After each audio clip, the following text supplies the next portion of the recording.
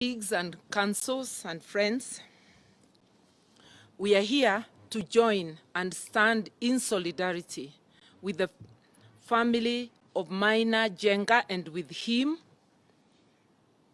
on his gangster-style abduction by the police last night, which we condemn in the strongest terms possible.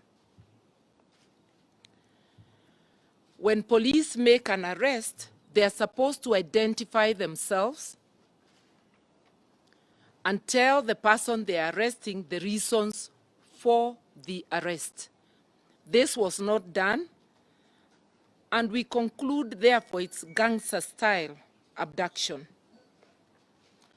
The lawyer has already said we are not aware of his whereabouts up to this moment.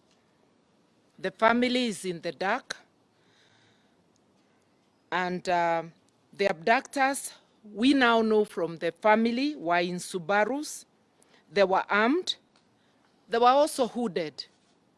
These are characteristics we know of the Special Service Unit, SSU, that terrorized Kenyans during the protests.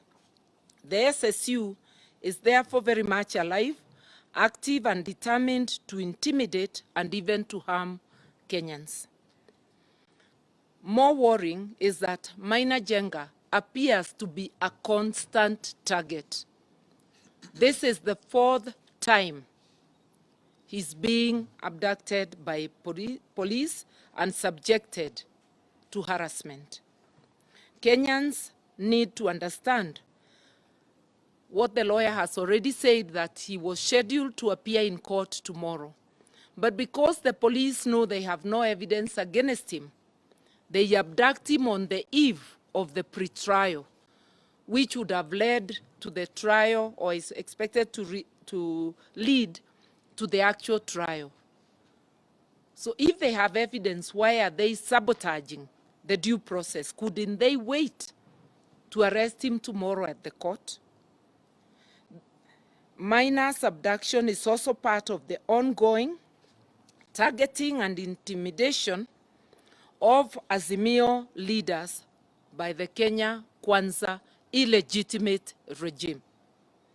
It is an attempt to distract Kenyans from the mess, economic mess, the Kenya Kwanza regime has put Kenyans in, like the skyrocketing cost of living, and especially cost of fuel and food. We condemn this abduction and continued persecution of Maina Jenga, his family, and his associates. We demand his immediate and unconditional release, or his immediate production in court.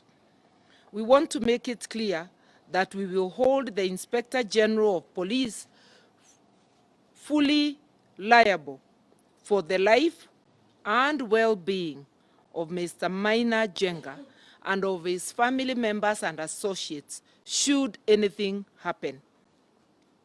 We want Kenyans to know that we are under a very dangerous,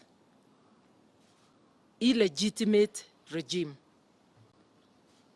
which has chosen to use unlawful methods to abduct and arrest and harass those who are opposed to them. Kenya Kwanza has failed. It is getting desperate, and it will get increasingly brutal and dictatorial. So Kenyans have to brace themselves. We have to stand firm, fight, and demand for our civic and fundamental rights.